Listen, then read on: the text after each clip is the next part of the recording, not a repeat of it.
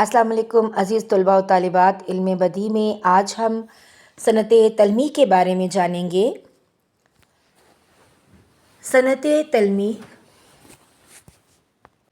علم بدیع کی اصطلاح میں شاعر کا اپنے کلام میں یا نثر نگار کا اپنی نثر میں کسی مشہور تاریخی واقعے، روایت، قصے،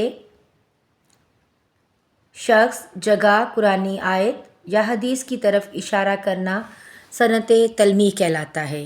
جیسے بے خطر کود پڑا آتش نمرود میں عشق، عقل ہے محو تماشائے لب بام ابھی. اس شعر میں جو ہے حضرت ابراہیم علیہ السلام اور نمرود کا واقعہ بیان کیا گیا ہے، اس لیے اس شعر میں صنعت تلمیح ہے، یعنی نمرود کے اور ابراہیم علیہ السلام کا واقعہ.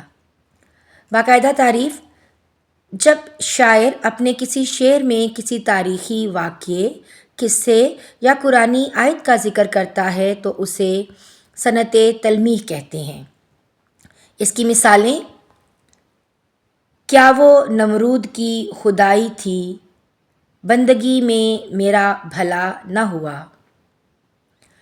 اس شعر میں نمرود اور جو ہے ابراہیم علیہ السلام کے واقعے کا ذکر ہے.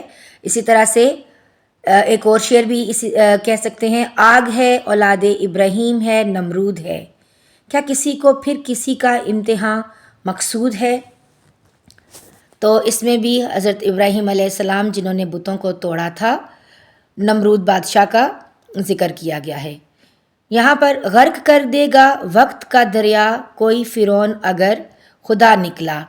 تو یہاں پر فرعون اور موسیٰ علیہ السلام کا جو واقعہ تھا اس شعر میں اس کی طرف اشارہ کیا جا رہا ہے. اسی طرح یہ ایک اور شعر دیکھیں: نہ گورے سکندر ہے نہ قبر دارا، مٹے نامیوں کے نشاں کیسے کیسے.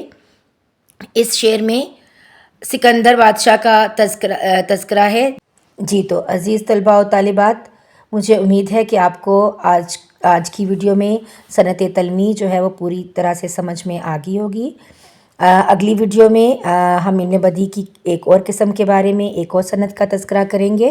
تب تک کے لیے اجازت دیجیے. اللہ حافظ.